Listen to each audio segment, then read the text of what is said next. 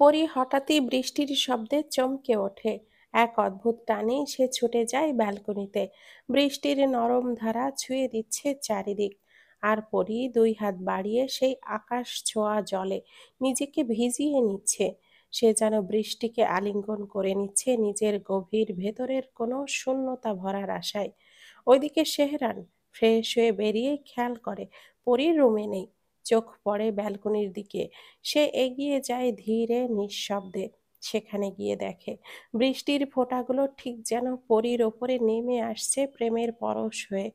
পরী তখন দুই হাত মেলে ওপরের দিকে জল ছুড়ে দিচ্ছে, যেন আকাশকেই বলছে, আমি তোমায় অনুভব করছি। সেহরানের ভেতর তখন এক অদ্ভুত ঝড় ওঠে, যার উৎস সেই ভেজা পরী। সে এগিয়ে গিয়ে পেছন থেকে পরীকে জড়িয়ে ধরে। মুহূর্তেই পরীর শরীর কেঁপে ওঠে, দাঁড়িয়ে পড়ে নিঃশব্দে। তার শির দাঁড়ায় যেন এক বিদ্যুৎ বয়ে যায়। সেহরান তখন পরীর গলার ভাঁজে গভীর চুমু আঁকে, তারপর সেই চুমুতে বাইট করে। পরীর ব্যথা আর উত্তেজনায় নিজের নখ বসিয়ে দেয় সেহরানের হাতে। সেহরান এবার মুখ নামিয়ে পরীর ঘাড়ে দ্বিতীয়বার বাইট দেয়, তীব্র তৃষ্ণার্ত এক কামড়ে। এরপর ওর কণ্ঠে এক মাদকতা, যা শোনা মাত্রই পরীর হৃদয় কেঁপে ওঠে। সন্ধ্যাতে তোকে যা বোঝাতে চেয়েছিলাম তা কিন্তু অলরেডি শুরু করে দিয়েছি। তুই কি বুঝতে পারছিস পরী? পরীর ভেতরে যেন গর্জে ওঠে ঝড়। ও মুখ ফিরিয়ে তাকায় সেহরানের দিকে। সে আবারও চুমু দিতে দিতে বলে, প্রথমে সহজ করে বোঝাচ্ছি, এরপর ধাপে ধাপে আরো কঠিন করে বোঝাবো। পরী এবার শান্ত কণ্ঠে বলে, আমার ঘুম পেয়েছে, আমি চেঞ্জ করে ঘুমাতে যাই। সেহরান এবার কটাক্ষ মিশ্রিত কণ্ঠে কোনো কিছু না বলে এক ঝটকায় পরীকে কোলে তুলে নেয়। হ্যাঁ, কষ্ট করে তোকে চেঞ্জ করতে হবে না, তার জন্য আমিই আছি। এই কথাটা বলেই বেলকনি থেকে পরীকে নিয়ে ঢুকে পড়ে রুমে। বিছানার উপরে ছুঁড়ে ফেলে দেয় ওকে। কিন্তু পরীর চোখে তখন কেবলই বিস্ময়। সেহরান নিজের শার্টটা খুলে ফেলে, কিন্তু আজ আর তা ছুঁড়ে ফেলে না, বরং ধীরে ধীরে কাছে এসে পরীকে জড়িয়ে ধরে। তার চোখে তখন অদ্ভুত দুষ্টুমি। সে বলে, কিচেনে কি বলেছিলি মনে আছে? তোর কাছে না আসতে। এখন তো আমি তোর কাছেই আছি। এখন কি করবি পরী? পরী কিছু বলার আগেই সেহরান তার ঠোঁটজোড়া দখল করে নেয় এক গভীর আবেশে। পরী সেহরানকে ছাড়াতে চায় কিন্তু পারে না। সেহরান বিরক্ত হয়ে পরীর কানের কাছে মুখ নিয়ে বলে, তোর স্বামী হই, বেশি ছটফট করলে কিন্তু শার্টটা দিয়ে হাত বেঁধে দেব। শান্ত থাক। পরী ওর মুখের দিকে তাকায়। সেহরান আবার নিজের কাজে ব্যস্ত হয়ে পড়ে। এবার আর পরী বাধা দেয় না, বরং সেহরানের পিঠ আঁকড়ে ধরে ডুবিয়ে দেয় নিজের নখ। সেহরান যেন আরো উন্মাদ হয়ে ওঠে। সরি, আজ তোকে কাঁদিয়ে ছাড়বো। একে একে হার মানে শরীর। অনুভবের সমস্ত সীমা পেরিয়ে দুজনেই পাড়ি দেয় এমন এক জগতে, যেখানে ভাষা নয়, শুধু শরীর আর অনুভূতির প্রকাশ থাকে। রাত আরো গভীর হয়। বাইরে এখনো বৃষ্টি থামেনি। ঘরের ঝড়টাও স্থির হয়নি একটুও। কিছুক্ষণ পর পরী শুয়ে আছে সেহরানের উষ্ণ বুকের ওপর। থেকে থেকে নাক টানছে, শরীর ক্লান্ত, মন শান্ত নেই। সেহরান ওর উন্মুক্ত পিঠে আলতো করে হাত বুলিয়ে দিতে দিতে বলে, কষ্ট হচ্ছে বেশি? মেডিসিন নিয়ে আসি? পরী রেগে গা ঝাড়ি দেয়, তারপর আর কিছুই বলে না। সেহরানের মুখে মুচকি হাসি ফোটে। পরীর নিঃশব্দতা বুঝে ফেলে। তারপর আবার বলে, পরী। পরী এবার নিজেকে সামলে নিয়ে বলে, হুম। সেহরান বলে, আর একদিন পর, মানে পরশু আমরা রওনা হব ইতালির উদ্দেশ্যে। সেখানে কয়েকদিন থেকে তারপর যাব আমাদের নির্দিষ্ট গন্তব্যে। তোর জন্য সবকিছুই নতুন পরিবেশ হবে ঠিকই, কিন্তু বিশেষ কারোর সঙ্গে তোকে পরিচয় করিয়ে দেব। এই কথাই পড়ি যেন এক মুহূর্তে সব ক্লান্তি ভুলে যায়। চোখ বড় বড় করে বলে, কার সঙ্গে? সেহরান একটু রহস্য মিশিয়ে হেসে বলে, just wait a few days. I need to be sure myself first, got it? এই বলে পরীর কপালে চুমু দিয়ে বলে, ঘুমিয়ে পড়ো, না হলে আমার আবার মুড চেঞ্জ হতে সময় লাগবে না। পরি অমনি বলে, আমার না খুব ঘুম পেয়েছে, বলেই চোখটা বন্ধ করে সেহরানের বুকেই মাথা রাখে সে। কিন্তু মনে মনে ভাবে, কার কথা বললেন উনি, কার সঙ্গে পরিচয় করাবে। ওদিকে সেহরান চোখটা বন্ধ করে নিজের ভেতরের ফিসফিস করে বলে, খুব শীঘ্রই তোর সঙ্গে আমার দেখা হবে আরিয়ান। তোর জীবনকে আমি নরকে পরিণত করে ছাড়বো। একটা তাচ্ছিল্যর হাসি ফুটে ওঠে। সে আবারও বলে, এখন তো তোর বোনও আমার কাছে আছে। আমি দেখতে চাই, একেবারে কাছ থেকে দেখতে চাই কিভাবে তুই ছটফট করিস। তোর নিজের রক্তের বোনটাকে যখন আমার পাশে দাঁড়িয়ে দেখবি, তখন তখন তোর চোখের সামনে পরীর চোখে আমার প্রতিফলন ফুটে উঠবে। তখন তুই দাঁড়িয়ে দাঁড়িয়ে শুধু গিলে ফেলবি অপমান, রাগ, অসহায়তা সব। আমি চাই তুই উপলব্ধি কর তোর প্রতিটি সিদ্ধান্ত, প্রতিটি ভুল কিভাবে ধীরে ধীরে ওকে ঠেলে দিয়েছে আমার দিকেই। এই বারুদ আমি আগুনে পরিণত করব, আর তুই শুধু জ্বলবি নিঃশব্দে। পরি তোর কাছে কি ছিল আমি ভালো করেই জানি। কথাটা ভাবতে ভাবতেই সেহরান পরীকে শক্ত করে বুকে চেপে ধরে। শেষে সে মনে মনে বলে, কিন্তু আমি তোর মতো কাপুরুষ নই।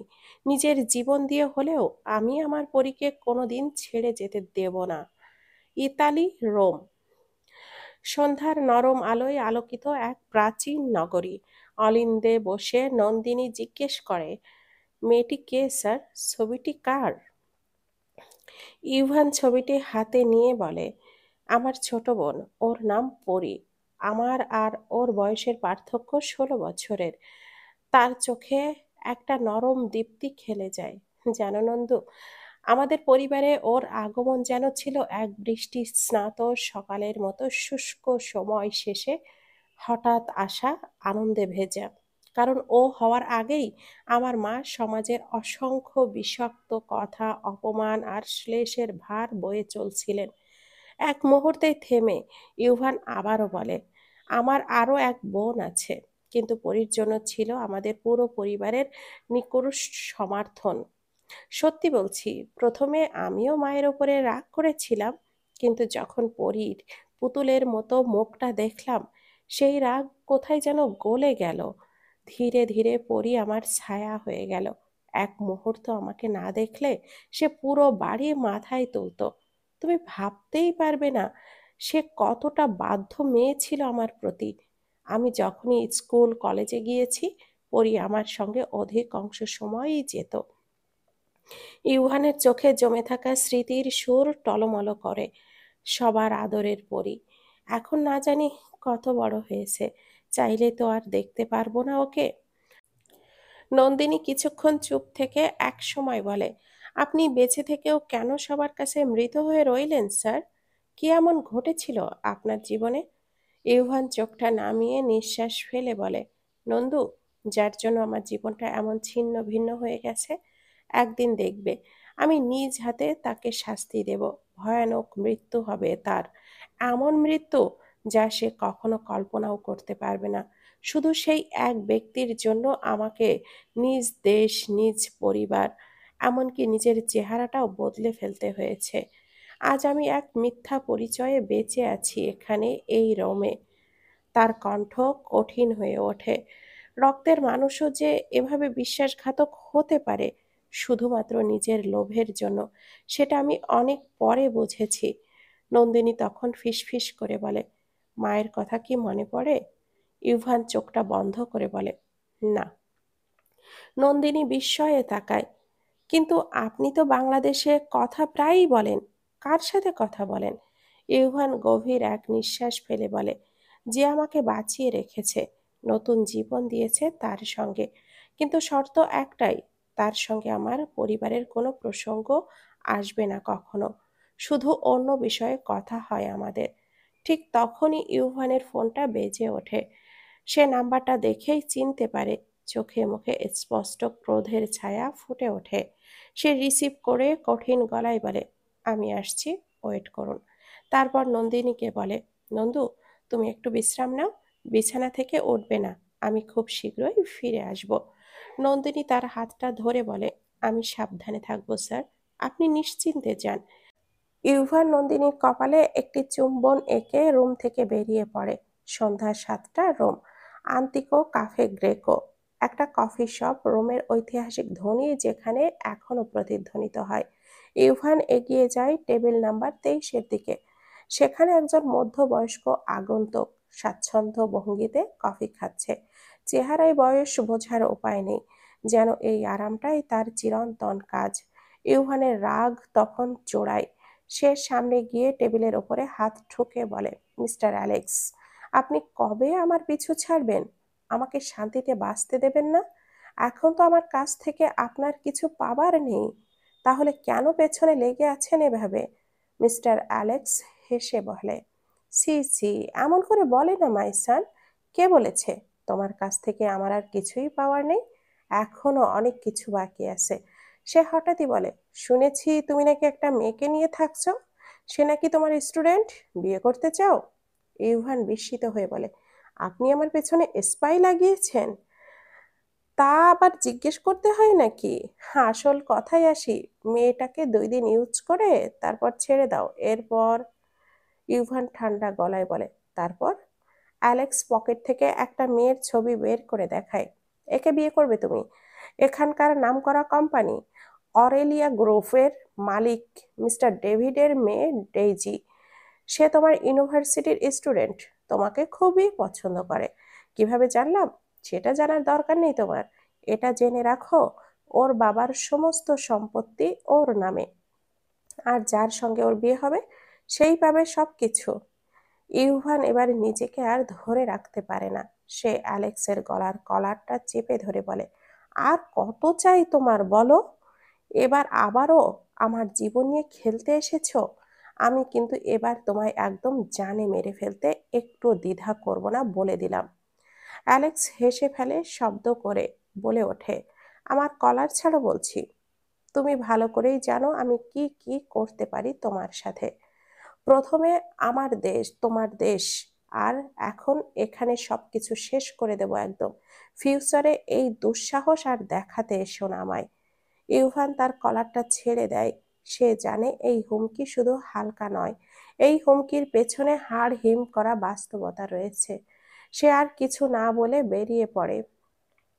গাড়িতে উঠে সিটে মাথা এলিয়ে দেয় ইউভান। চোখটা বন্ধ করে মনে মনে ভাবে, যেভাবেই হোক আমাকে এখান থেকে ইউএসএ তে চলে যেতে হবে।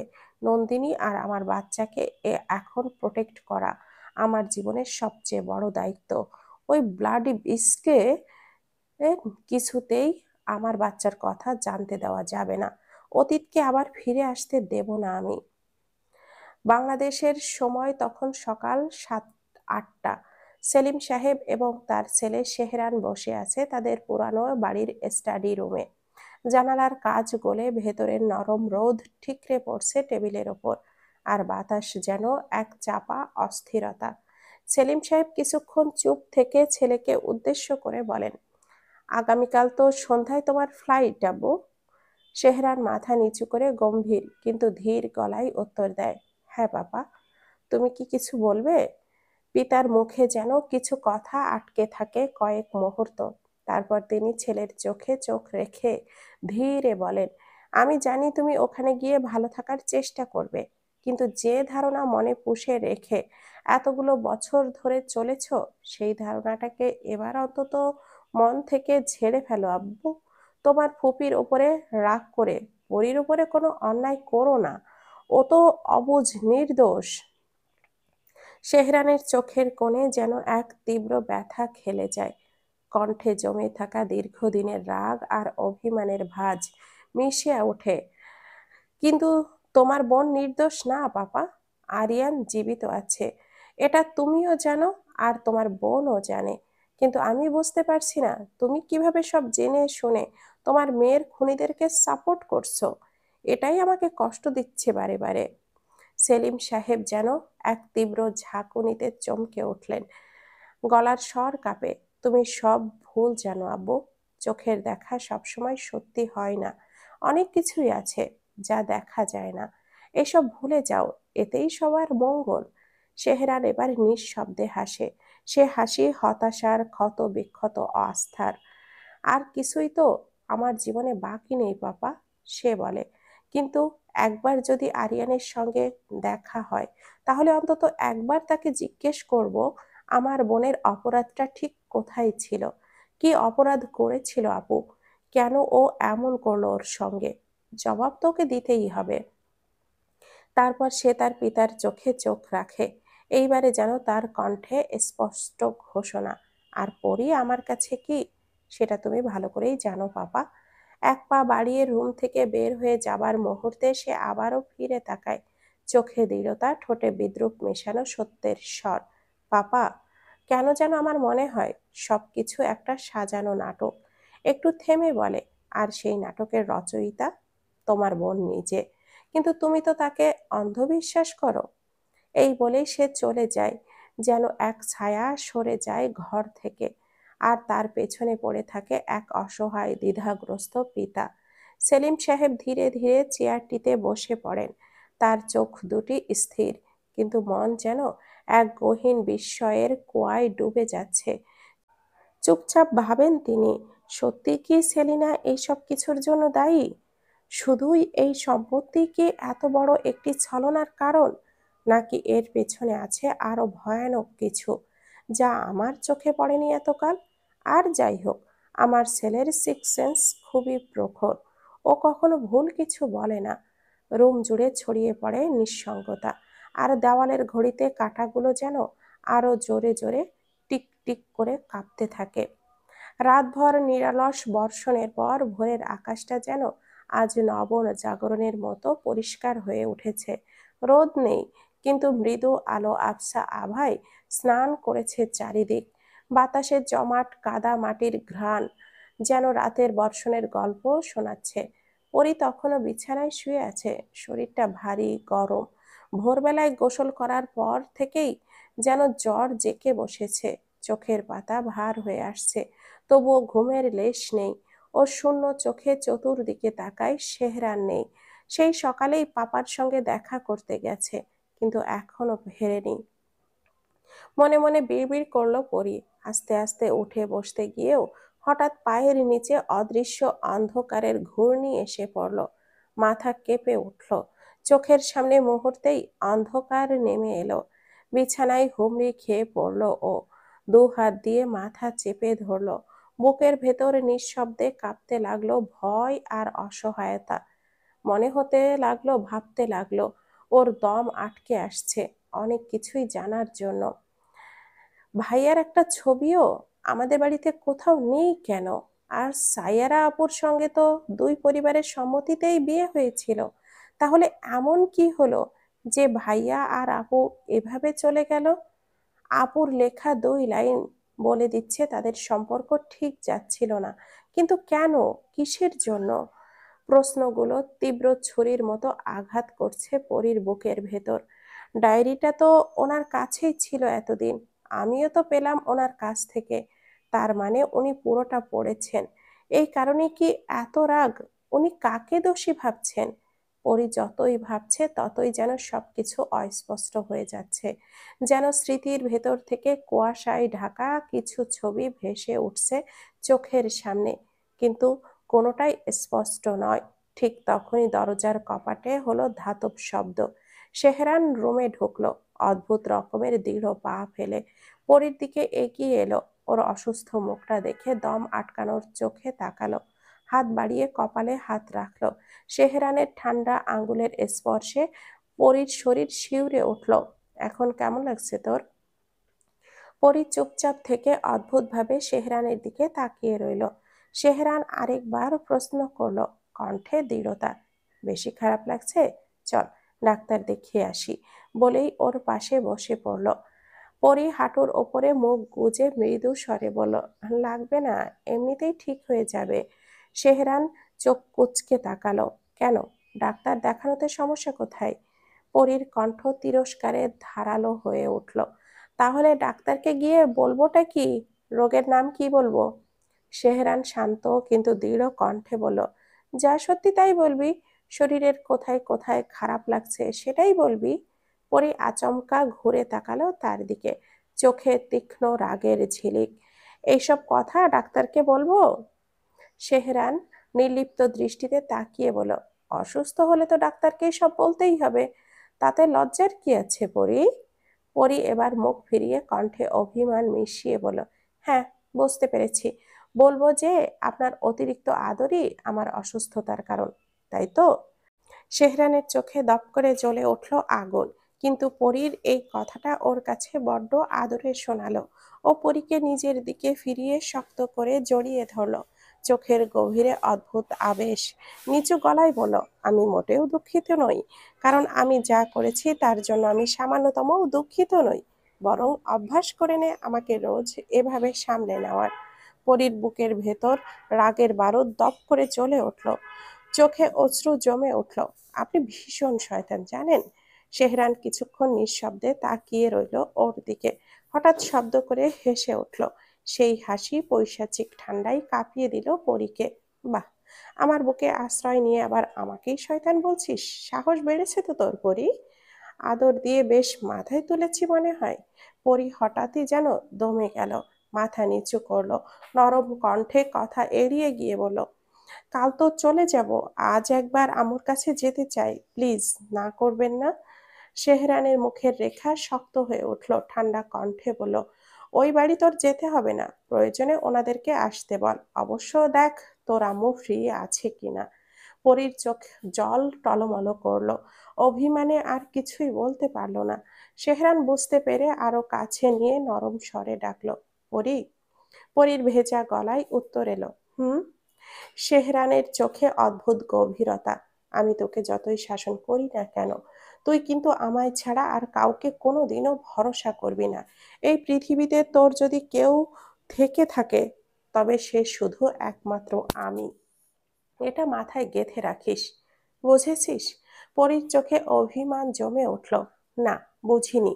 আপনি শুধু রাগ করেন, কথায় কথায় গায়ে হাত তোলেন, এরপরও আপনাকে কিভাবে নিজের ভাববো? শেহরান ওর কথা শুনে পরীকে নিজের সামনে বসিয়ে চোখে চোখ রেখে বলল, আমি প্রয়োজন হলে তোকে আরো মারবো, আরো রাগ করব। আবার দিন শেষে এই আমি তো তোকে বুকে টেনে নেব, কিন্তু তাই বলে তোকে কোনোদিন আমার থেকে দূরে কোথাও এক মুহূর্তের জন্যেও চোখের আড়াল হতে দেব না। আমার সবকিছু শুধু তোকে ঘিরেই। পড়ি।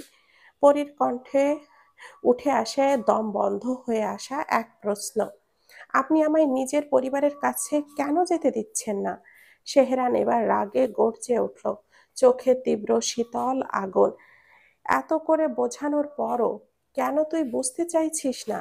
তোর আম্মু আমাদের জন্য ঠিক না, একদম সঠিক না। একদিন তুই ঠিকই বুঝবি। পরি তৎক্ষণাৎই এক ঝটকা দিয়ে শেহরানের হাতটা সরিয়ে দিল, কণ্ঠে ক্ষোভ ঝরে পড়ল, আমার আম্মু আমাদের ক্ষতি চায়? আপনার মাথা কি ঠিক আছে তো? আপনি সব সময় আম্মুকে ছোট করে কথা বলেন, কিন্তু কেন? শেহরান এবার রাগ সামলাতে পারল না, চোখের পাতা কাঁপতে লাগলো, পরীর গলা চেপে ধরলো জোরে, চেঁচিয়ে বলল, তবে কি আমি তোর ক্ষতি চাই? Speak up, damn it. পরীর নিঃশ্বাস আটকে আসে, চোখ গড়িয়ে অশ্রু গড়িয়ে পড়ল, ভাঙা গলায় বলে, আমি কোথাও যাব না আপনার সাথে, আপনি এমনিতে আমায় মেরে ফেলবেন। শেহরানের রাগে যেন আরো ঘি ঢেলে দিল পরী। ও আরো চেঁচিয়ে বলল, এই তুই কি বললি? আমি আমি তোকে মেরে ফেলবো? নিজের বেঁচে থাকার একমাত্র অবলম্বনকে আমি শেষ করে দেব? খুব করুণ করে বলল, তাহলে তো আমার নিঃশ্বাস বন্ধ হয়ে যাবে রে পরী। বলেই পরীর গলা ছেড়ে ওকে জড়িয়ে ধরে উন্মাদের মতো করে। কিছুক্ষণ পর নিজেকে সামলে গম্ভীর কণ্ঠে বলল, দেখ পরী, এসব কথা এখন থাক, আজ এমনিতেও অনেক কাজ আছে, অফিসে যেতে হবে, সবার সঙ্গে গুরুত্বপূর্ণ কথা আছে, পাপা এখানে একা থাকবে, সেদিকেও আমাকে দেখতে হবে। তুই আর কথা বাড়াস না, নিচে চল, ব্রেকফাস্ট করবি, তারপর মেডিসিন খেতে হবে, চল। পরি অনেক কিছু বলতে চাইলেও আর মুখ খুলতে পারল না। শেহরানের অবস্থা দেখে খুলল না। বুকের ভেতর জমে থাকা হাজারো প্রশ্ন আজও উত্তরহীন রয়ে গেল। সকালের কাঁচা আলো জানালার ধারে পড়ে ম্লান হয়ে আসছে, অথচ মানহার ভেতরে যেন এক অন্ধকার অরণ্য ছায়া ফেলেছে। ইচ্ছা না থাকলেও আরিফের কথা মতো তাকে সকালবেলা উঠে গোসল করতে হয়েছে। শরীর জুড়ে এক অজানা ঘৃণা মনে হচ্ছে, পানির প্রতিটি ফোঁটা যেন তার অস্তিত্বকে ধুয়ে না ফেললেও ক্ষয়ে দিয়েছে এক কিছু একটা।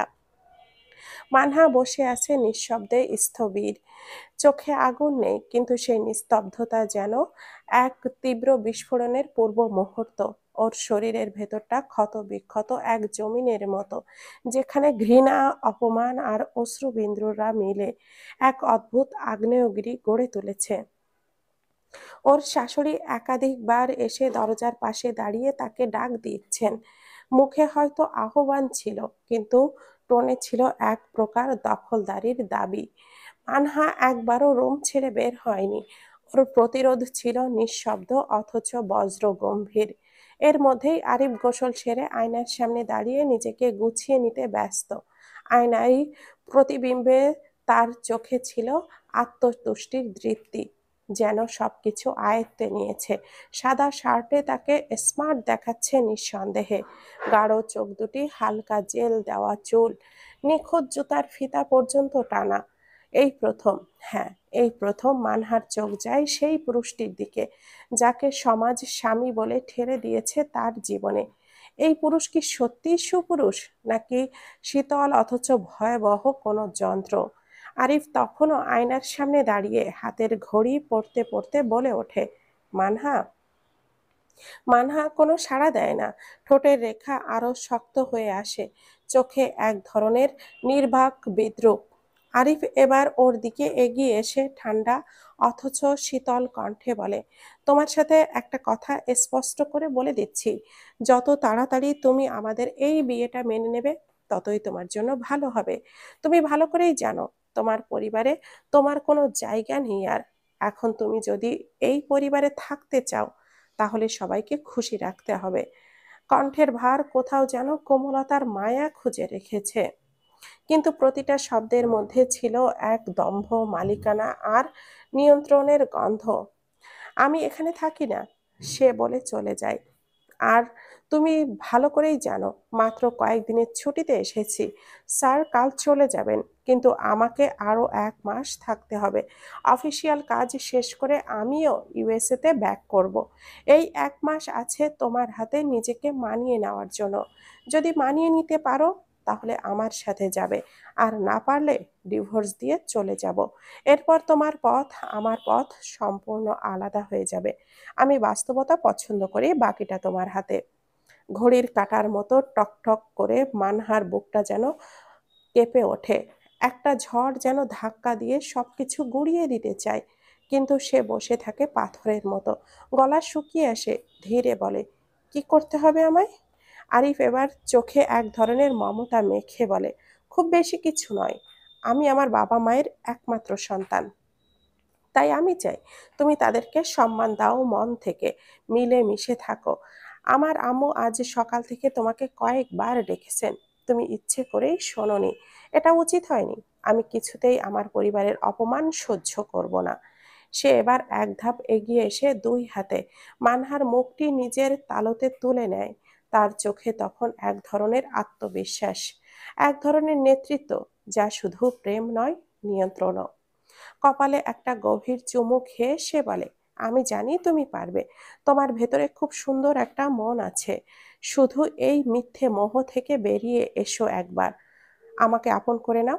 দেখো, আমি তোমাকে ভালোবাসায় মুড়িয়ে রাখবো। তোমার কোনো অভিযোগের জায়গাই থাকবে না। যেদিন তুমি আমার কাছে আমায় ডাকবে নিজের থেকে, সেই দিনই আমি তোমার কাছে যাব। কপালে আবারও তার ঠোঁটটা ছুঁয়ে গেল। মানহার গায়ে যেন এবার শীতল লৌহ গলে যাচ্ছে। বুকের ভেতর জমে থাকা অভিমান, অপমান আর শূন্যতা একসাথে ধাক্কা খায়। মানহা নিজের মনে বলে ওঠে, সত্যি কি আমার অপরাধটা এত বড় ছিল? আমি কি এমন ভয়ানক কিছু করেছিলাম? আমার পরিবারের কেউ একজনও আমাকে ক্ষমা করেনি? আমি কি আসলেই এতটাই অপ্রিয় হয়ে গিয়েছি সবার চোখে? তার চোখ তখন শুষ্ক মরুভূমির মতো, যেখানে কান্নাও জল হারিয়েছে। এদিকে ডাইনিং টেবিলটি যেন সকাল সকাল এক যুদ্ধক্ষেত্র। কিন্তু এই যুদ্ধ অস্ত্রের নয়, আবেগ আর আভ্যন্তরীণ টানাপোড়েনের। একে একে সবাই এসে বসেছে, যেন এক অলিখিত নাটকের মঞ্চে। যার যার চরিত্রে প্রবেশ করেছে তারা। এমন মুহূর্তে ঈশানী এক প্রকার ছুটে এসে থামে তানহার পাশে। চোখে এক ধরনের তাড়া, মুখে সংযত আহ্বান। তানহা, আমার সঙ্গে একটু বের হবে, মার্কেটে যাব। তোমাদের দেশ থেকে কিছু নিজের মতো করে নিয়ে যেতে চাই। কাল তো আমরা ফিরে যাচ্ছি। তানহা এক বাক্যে সায় জানায়, তবে চোখ তার অন্য কিছু অপেক্ষা। কি যেন একটা ঘটতে চলেছে, সেই অধীর আগ্রহ যেন ওর স্নায়ুতে ঘুরপাক খাচ্ছে। আজ ওর মনে যেন ধৈর্য বলে কিছুই নেই। এই সময় সিঁড়ি বেয়ে নিচে নামে তানিশা, মাসুক আর শেহরিশ। তারা যথারীতি গাম্ভীর্য নিয়ে চেয়ারে বসে। এরপর নামলো সেহরান, আর তার হাত ধরে পরি। ভোরের শিশির ভেজা ফুলের মতো পরীকে ধীরে ধীরে একটুখানি হাসিতে ভিজিয়ে একটা চেয়ারে বসিয়ে দিয়ে নিজে কোনো কথা না বলে সোজা কিচেনের দিকে এগিয়ে যায়। ঘরের বাতাস মুহূর্তেই ভারী হয়ে ওঠে। সবাই তাকিয়ে থাকে সেহরানের দিকে, কিন্তু পরি যেন সেই দৃষ্টির ভারে একেবারেই নিঃশব্দ, নিস্তব্ধ। সেজুদি খান এক পলক ছেলের চলে যাওয়ার দিকে তাকিয়ে থেকে শুরু করেন সকালের নাস্তার পরিবেশন। প্লেটে প্লেটে ঢালেন স্নেহ মাখা হাতের পরশ। তানিশা এবার পরীর দিকে তাকিয়ে একরাশ বিস্ময়ে বলে ওঠে, কি ব্যাপার পরী, হঠাৎ জ্বর হলো কি করে? পরী কিছু বলার আগেই পেছন থেকে গম্ভীর স্বর ভেসে আসে সেহরানের উত্তর, রাতে বৃষ্টিতে ভিজে আর সকালে গোসল করার পর থেকেই। সেই মুহূর্তেই সিঁড়ি দিয়ে রাহুল নামতে নামতে বলল, এত সকালে গোসল করেছো কেন পরী? সে ঠিক খেয়াল করে তানহার পাশে বসে পড়ে। পরীর মুখ রক্তাভ হয়ে ওঠে। সে এক ঝলক চোখ তুলে তাকায় সেহরানের দিকে। সেহরান বুঝে ফেলে আজ পরীকে সামলানো হবে অগ্নি পরীক্ষার সমান। সে রাহুলকে ধমক দিয়ে বলে, দেরি হচ্ছে অনেক, ব্রেকফাস্ট করে অফিসে চল।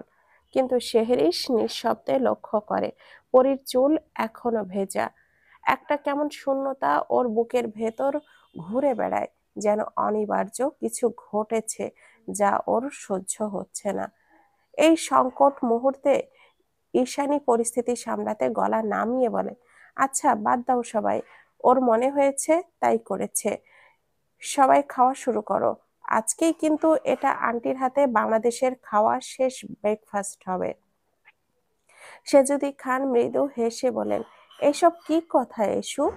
তোমরা যখন ইচ্ছা তখনই আবার বাংলাদেশে চলে আসবে। ঈশানী সজীব কণ্ঠে বলে, নিশ্চয়ই আন্টি। সেহরান এই ফাঁকে পরীর সামনে স্যুপ রেখে নিজেও বসে পড়ে। চামচ তুলে পরীর মুখের কাছে এগিয়ে দেয়, কিন্তু পরীর মুখ সরিয়ে নেয় অভিমানে। সেহরান এক হালকা হুমকির সুরে বলে, আর একবার মুখ ফিরিয়ে নিলে হাত বাদে এবার শুধু মুখ দিয়ে খাইয়ে ছাড়বো। অন্তরের অভিমান চেপে রেখে পরী অবশেষে খেয়ে নেয়। সেহরান এবার শেহরিশের দিকে তাকিয়ে বলে, তোর ব্যাকপ্যাক হয়ে গেলে পাপাকে নিয়ে অফিসে চলে যা, দরকার আছে। শেহরিশ নিচু গলায় সম্মতি দেয়। হুম। তানহা এখনো অধীর অপেক্ষায় সবার খাওয়া শেষ হওয়ার দিকে তাকিয়ে আছে। মনের মধ্যে চলছে এক হাসি, এক উল্লাস, যা শুধু সে জানে। রাহুল সেটা খেয়াল করে, তানহার কানে ফিসফিস করে বলে, ধানি লঙ্কা, কাল রাতে তোমার ঘুমটা কেমন হয়েছে? আমার তো জীবনের সেরা ঘুম হয়েছে। সারা রাত তোমাকে বুকে নিয়ে ঘুমিয়েছি যে। তানহার চোখ দুটো যেন অগ্নিকুণ্ড। সে রাহুলের মুখের দিকে তাকিয়ে বলে, কিন্তু আমি তো সারা রাত নিজের রুমেই ছিলাম। আপনি কি ড্রাগ নিয়েছেন নাকি? রাহুল হেসে ফেলে, ওসব তুমি বুঝবে না। কিন্তু বলো তো, সেই তখন থেকে দেখছি তুমি এত মুচকি মুচকি হাসছো কেন? তানহা এবার মুখের হাসি একটু কন্ট্রোল করে বলে, চিন্তা করবেন না, একটু পরেই সবাই হেসে গড়িয়ে পড়বে। রাহুল তেমন কিছু ভেবে পেল না। এর মধ্যেই ওর খাওয়া শেষ হতেই মাসুক বলল, রাহুল, তাড়াতাড়ি ল্যাপটপ আর ফোনটা নিয়ে আয় তো, এখনই আমরা বের হব। রাহুল কিছু বোঝার আগেই খাওয়া শেষ করে উঠে দাঁড়াতেই ব্যাস, একটা তীব্র ছিঁড়ে যাওয়ার শব্দে বাতাস ছিঁড়ে সবাইকে হতভম্ব করে দেয়। সবার চোখ রাহুলের দিকে। সেহেরান প্রথমে কিছু বোঝে না, কিন্তু ওর চোখ যায় রাহুলের দিকে। রাহুলের প্যান্ট পেছনের দিক থেকে ছিঁড়ে গেছে। মাসুক, তানিশা, ঈশানী সবাই একসাথে তাকিয়ে থাকে। পরি বিস্ময়ে চোখ বড় বড় করে ফেলে। সেহরান সঙ্গে সঙ্গে পরির চোখে হাত রাখে। পরি লজ্জায় বলে, আমি রুমে যাচ্ছি। তানহা ইচ্ছে করে নিরীহ মুখে বলে, শব্দটা মনে হয় আপনার প্যান্ট থেকে এসেছে রাহুল ভাইয়া, কিন্তু কিভাবে হলো এইসব? তার মুখে গোপন হাসির আভা স্পষ্ট ফুটে উঠেছে। রাহুল এতটাই বিস্মিত যে সে বসতেও ভুলে যায়। চারপাশের স্টাফদের মুখে চাপা হাসির ঢেউ। ঈশানী আর তানিশা যা বোঝার বুঝে যায়। তারা তানহাকে নিয়ে টেবিল ছেড়ে সরে পড়ে। পরি নিজেও চলে যায়। সেহরান গম্ভীর চোখে সব স্টাফদেরকে জায়গা ছাড়তে বলে। মাসুক চেয়ারটা দেখে বুঝে ফেলে চেয়ারে কোনো এক ধরনের আঠা বা চিটচিটে সাবস্টেন্স ছিল, যা রাহুলের প্যান্ট ছিঁড়ে দিয়েছে। সে বলে, চেয়ারে এসব এলো কি করে? রাহুল বুঝে যায় এই কাজ কে করেছে। সেহরান অমনি একটা টাওয়াল এনে রাহুলকে জড়িয়ে দিয়ে ব্যঙ্গ করে বলে ওঠে, প্যান্টও ঠিক তোর এই সোনা রঙে থাকতে চাই না রাহুল। কি কপাল রে তোর! মাসুক আর সেহরান একসাথে শব্দ করে হেসে ওঠে, নির্বাকভাবে, কিন্তু ঠিক ততটাই উপভোগ্য। বাংলাদেশ তখন সকাল 10টা, আর রোম, ইতালির সময় ভোর 6টা। পুরো শহর তখনও ঘুমিয়ে। নিস্তব্ধতা যেন ভোরের কুয়াশার মতো জানালার কাছে জমে আছে। আর সেই নিস্তব্ধতা ভেদ করে ইউভান ব্যস্ত, অত্যন্ত সচেতনভাবে তার আর নন্দিনীর সব প্রয়োজনীয় কাগজপত্র গুছিয়ে নিচ্ছে, যেন একটি কাগজও না বাদ পড়ে, যেন নতুন পথ চলার কোনো খুঁত না থাকে। ফাইলের ভাঁজে পাসপোর্ট, ভিসা কপি, কলেজের অ্যাপয়েন্টমেন্ট লেটার আর রেন্ট চুক্তিপত্র সব কিছু এক এক করে গুছিয়ে রাখছে ইউভান। কাগজের হালকা শব্দে যেন তার বুকের গোপন উদ্বেগগুলো শব্দ করে ওঠে। এক সময় নন্দিনী ওর কাছে এসে দাঁড়ায়, চোখে হালকা ক্লান্তি, কিন্তু কণ্ঠে কৌতূহল ও নির্ভরতা মিশে। এত তাড়াহুড়ো কেন করছেন? ইউএসএ যে কি করবেন, কিছু ভেবেছেন? ইউভান থেমে যায় এক মুহূর্তের জন্য, তারপর ধীর পায়ে এগিয়ে এসে নন্দিনীর গালে নিজের হাতটা রাখে, যেন নরম করে সব সংশয় চেপে দেয়। অনেকদিন আগেই এখানে একটা প্রাইভেট কলেজের অ্যাপ্লাই করেছিলাম। কণ্ঠে চাপা আনন্দের আভাস। জবটা হয়ে গেছে, আগামী মাসে জয়েন করব। হাতে খুব বেশি সময় নেই, একটা অ্যাপার্টমেন্ট রেন্টে নিয়েছি। আপাতত ওখানেই থাকবো আমরা, তারপর সুযোগ বুঝে বাজেটের মধ্যে ছোট্ট একটা ফ্ল্যাট কিনে নেব, যাতে করে ভবিষ্যতে আমাদের বাচ্চার কোনো কষ্ট না হয়। তুমি অযথা টেনশন নিও না, আমি সব সামলে নেব। নন্দিনী তখন ধীরে এগিয়ে আসে, ইউভানের বুকের উপরে মাথাটা রেখে দেয়। তার নিঃশ্বাসে প্রশ্রয় মিশে থাকে। আপনি থাকতে আমার কোনো চিন্তা নেই, সত্যি বলছি। কিন্তু ভেতরের গভীরে নন্দিনীর মন কেমন যেন করে ওঠে। মনে মনে ভাবে, আপনার চোখে মুখে স্পষ্ট ভয়। স্যার, আপনি কি কোনো কিছু লুকিয়ে যাচ্ছেন আমার কাছ থেকে? তবে তবে কি আপনার অতীত ফিরে এসেছে? আমাদের সাজানো সংসারটা আবারও নষ্ট হবে না তো? এত ভয় কেন করছে আমার? এমন তো আগে কখনো হয়নি। ইউভান ঠিক তখনই নন্দিনীকে আরো শক্ত করে জড়িয়ে ধরে। তার চোখ সজাগ, গম্ভীর, কিন্তু ঠোঁট অবিচল। তার মন কথা বলে ওঠে নীরব ভাষায়, কিচ্ছু হতে দেব না আমি তোমাদের। এইবার আমি আমার নিজের পরিবারের জন্য খুব স্বার্থপর হব নন্দু। দেখবে তুমি, পুনরায় আমি সব হারাতে রাজি না। বহুদূর শহর ধীরে যাচ্ছে, কিন্তু এই এক টুকরো ঘরে এক মানুষ, এই মানুষ দুটো মাঝে যেন সময় থেমে গেছে। এক টুকরো আশ্রয়ের মতো, এক টুকরো যুদ্ধের প্রস্তুতির মতো, এক নীরব প্রতিজ্ঞার মতো। বেলা 12টা, অফিস রুমের আফসা আলোয় সেহরান চুপচাপ বসে আছে। তার মুখে গাঢ় ছায়া যেন ভেতরের তোলপাড়কে আরো বেশি স্পষ্ট করে তুলেছে। আসার সময়ে পরি একবারও ওর সাথে কথা বলা তো দূর, ফিরেও তাকায়নি। ওর নিজেরও রাগের বারুদ আকাশ সম ছিল, তাই আর কথা বাড়ায়নি। কিন্তু মনটা অস্থির হয়ে আছে খুব। কোনো কাজেই মন বসছে না তার। মাসুক আর চোখে সব খেয়াল করে চোখ মুছল ও অবশেষে সেই নীরবতা ভেঙে কৌতূহলী স্বরে বলল, কি রে এসকে, মন খারাপ কেন? শেহরান গম্ভীর মুখে তাকালো তার দিকে, যেন বুকের ভেতর ঝড় বইছে, কিন্তু মুখে চাপা দিচ্ছে। চোখে ঝিলিক দিয়ে গেল একরাশ যন্ত্রণা। নিস্তব্ধ স্বরে বলল, শুনে কি করবি? কোনো সমাধান দিতে পারবি? রাহুল এবারও সেই স্বভাবযত হাস্যরস না দেখিয়ে গম্ভীর হয়ে উঠল। ভুরু কুঁচকে গলার স্বর নামিয়ে বলল, এই এসকে, কত বড় বিপদে পড়েছিস রে তুই, খুলে বল। শেহরান একবার তাকালো তার দিকে, চোখের দৃষ্টি কেমন যেন অচেনা। তোকে বলা যাবে না। রাহুল তৎক্ষণাৎই চোখ কুঁচকে উঠল, নাটকীয় ভঙ্গিতে গলা উঁচু করলো, কণ্ঠে বিদ্রুপের সুর। কেন, আমি কি মেয়ে মানুষ নাকি যে তুই লজ্জা পাচ্ছিস? শেহরানের ঠোঁটে রহস্যময় হাসি খেলে গেল। এবার ধীরে ধীরে চোখ বুলালো রাহুলের ওপর থেকে নিচ, পা থেকে মাথা পর্যন্ত। ঠোঁটে জমাট বাঁধলো শীতল হাসি। মেয়ে না হলেও ছেলেও তো না তুই, না হলে তো এত বছর ধরে সিঙ্গেল থাকতে হতো না তোকে।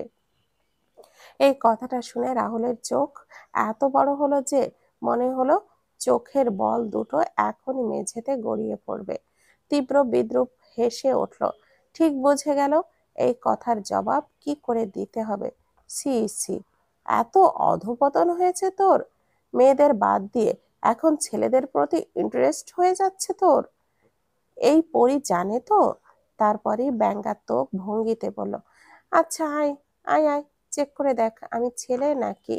বলেই রাহুল সিনেমার নায়ক সাজার ভঙ্গিতে নিজের প্যান্টের বেল্টে হাত দিতে শুরু করলো। মাসুকের চোখ তখন থালার মতো বড় হয়ে ভয়ার্ত হয়ে উঠল। তীব্র স্নায়ু চাপে কণ্ঠ কেঁপে উঠল, রাহু থাম, এটা মজা করার সময় না। শেহরান আর কিছু বুঝতে পারল না। চোখ যেন লাল আগুন জ্বলে উঠল, দাঁতে দাঁত চেপে গর্জে উঠল, মাসুক, ওকে এখনই আমার সামনে থেকে যেতে বল, না হলে আজই ওর ফিউচার টিউবলাইট কেটে ফেলবো। সব সময় আমার সাথে মজা করা, আজই দেখাবো ওকে।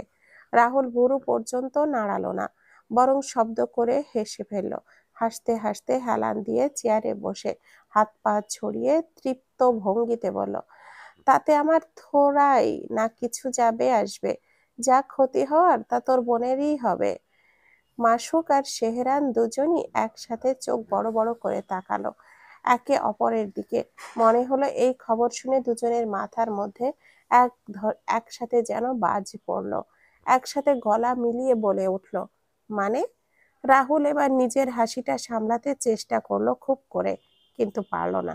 জোরে হাসতে হাসতে বলল, ভবিষ্যতে যখন তুই মামা ডাক শোনা থেকে বঞ্চিত হবি, তখন এর মানে বুঝতে পারবি। বলেই একেবারে হাত পেটের ওপরে রেখে গম্ভীর সিনেমার খলনায়কের মতো জোরে হায়নার মতো হেসে উঠল। হাসির শব্দটা এত বড় যে মনে হলো দেওয়াল ফেটে পড়বে। শেহরান কথাটার মানে বোঝার সাথে সাথে ওর নিজেকে নিয়ন্ত্রণ করতে পারল না। হাতের কাছে থাকা পেপার কাটার এক ঝটকায় তুলে নিয়ে রাহুলের দিকে ঝাঁপিয়ে পড়ল। চোখে যেন মেঘের পেছনে জমা বজ্রপাতের তেজ। রাহুল চিৎকার করে উঠল, আহা থাম থাম এসকে। মাসুক এই সুযোগে রাহুলের দিকে এগিয়ে পেছন থেকে চেপে ধরল, কিন্তু রাহুলের হাসি তখনও থামছে না। সেই হাসির প্রতিধ্বনি যেন পুরো ঘর কাঁপিয়ে দিচ্ছে। দুপুর গড়িয়ে বিকেলের কোলে এসে পড়ে ভিড়েছে। আকাশের হালকা সোনালি আভা, গোধূলির আলো ছায়া যেন মিশে গিয়ে এক বিষণ্ণ অথচ গম্ভীর আবহ তৈরি করেছে। ঠিক এই সময়ে সেলিম সাহেব সোজা অফিস থেকে এসে উপস্থিত হন পরিদের বাড়িতে। মুখে সাধারণ অভিব্যক্তি, কিন্তু চোখে জমে থাকা প্রশ্নের ঘন ঘটা। ঘরে ঢুকেই সেলিনা চৌধুরী এক কাপ চা হাতে হাজির, তার চোখে মুখে অভ্যস্ত সৌজন্য। কিন্তু ভেতরে যেন এক অজানা সংকোচের ঢেউ। সেলিম খান চায়ের কাপে হাত ছুঁয়ে হালকা হাসির সঙ্গে বললেন সোজাসুজি, এত কিসের তাড়াহুড়ো ছিল সেলিনা তোর? সেলিনার ঠোঁটে তখন এক জড়ানো হাসি, নিজেকে স্বাভাবিক রাখার প্রয়াস তার কণ্ঠে প্রতিফলিত হয়। কিসের জন্য ভাইজান? সেলিম খান এবার চায়ের কাপ নামিয়ে বোনের চোখে তাকিয়ে গম্ভীর গলায় বলেন, শেহরানের ভাগের কোম্পানির 70%। কেন তুই পরীর নামে দিতে বললি? শেহরানের যা কিছু আছে ভবিষ্যতে সবই তো এমনিতেই পরী আর ওদের সন্তানদেরই হবে, কিন্তু আমার ছেলের কাছে তুই কেন সরাসরি সেটা চাইতে গেলি? এক মুহূর্ত নীরবতা, ঘরের বাতাস যেন থেমে গেছে। সেলিনা চৌধুরী সামান্য গলার স্বর নরম করে বলল, আমি ভয় পেয়ে গিয়েছিলাম ভাইজান। মানহার কথা শুনে মাথা ঘুরে গিয়েছিল, তাই না বুঝেই বলে ফেলেছি পরীর ভবিষ্যতের জন্য। এখন তো সব কিছুই ঠিক আছে, সেই সব কথা আমি ভুলেও গেছি। সেলিম খান তখন একটুখানি হাসেন, কিন্তু সেই হাসিতে ছিল না কোনো উষ্ণতা, বরং ছিল এক প্রকার ব্যথা মিশ্রিত সংশয়। সত্যি সেলিনা, সবকিছু কি তুই না বুঝেই করছিস?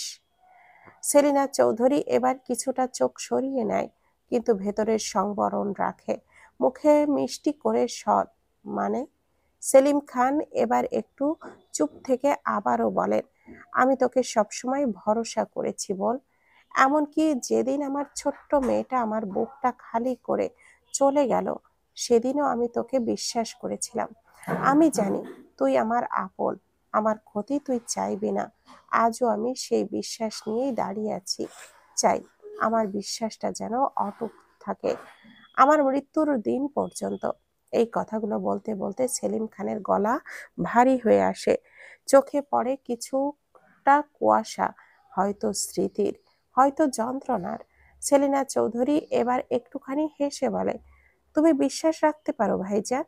তবে তার মনের গভীরে সেই হাসির আড়ালে এক চাপা শীতলতার ছায়া ফেলে, হৃদয়ের অন্তরালে একটা গুমড়ে ওঠা উচ্চারণ, কিন্তু তোমায় এত সহজে কি করে ক্ষমা করি ভাইজান? বাইরে বিকেল আরো গাঢ় হয়, ঘরের বাতাস ভারী হয়ে ওঠে।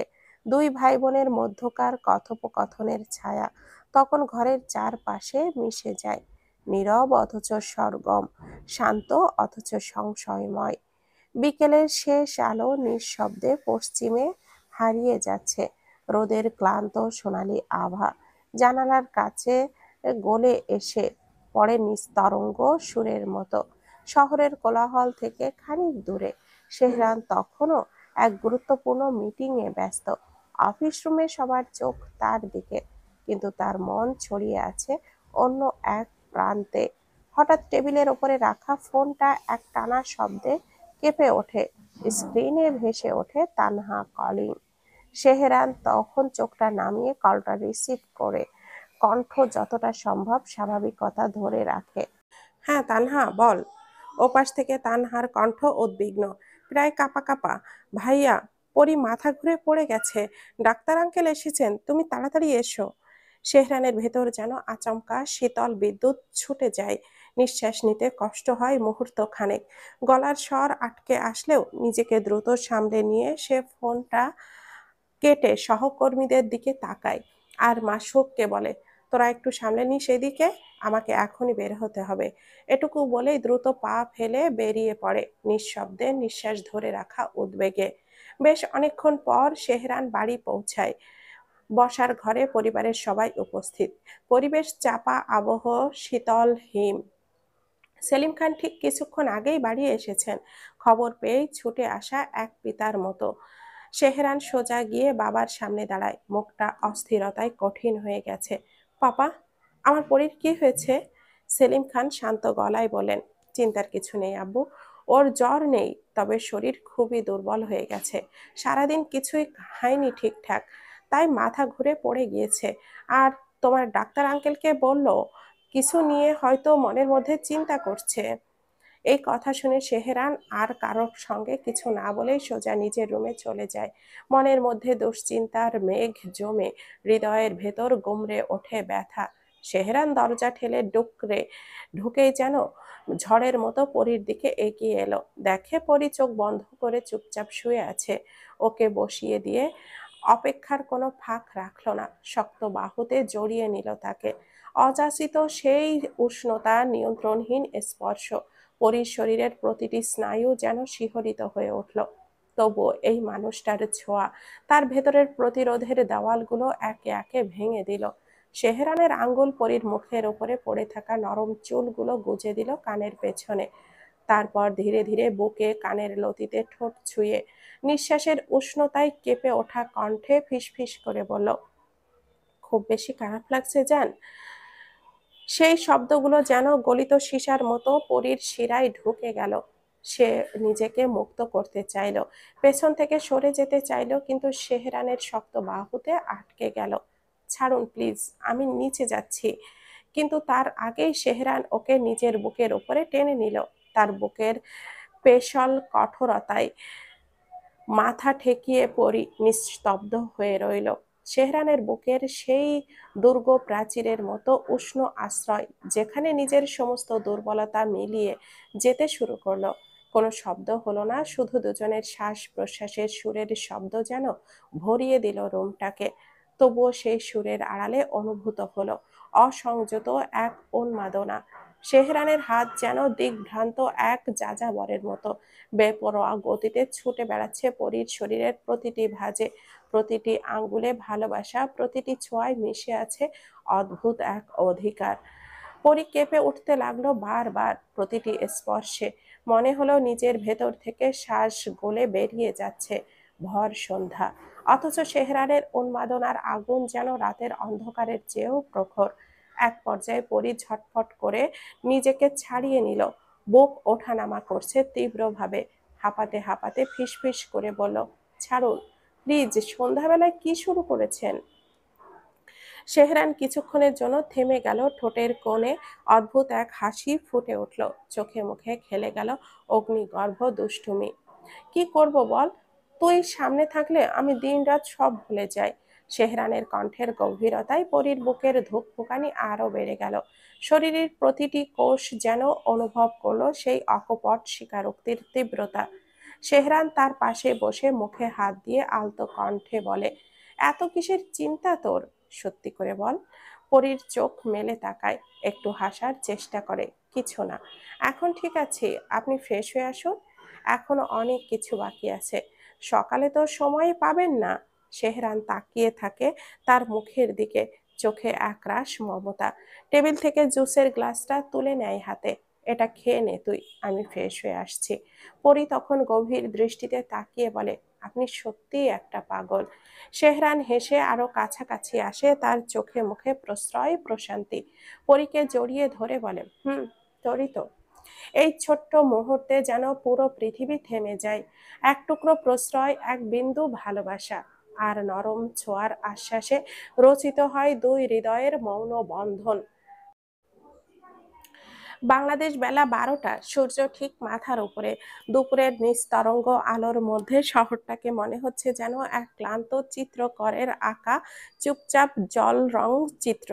ঘরের জানালার পাতায় রোদ পড়ে তৈরি করেছে স্বচ্ছ সোনালি ধুলোকণা।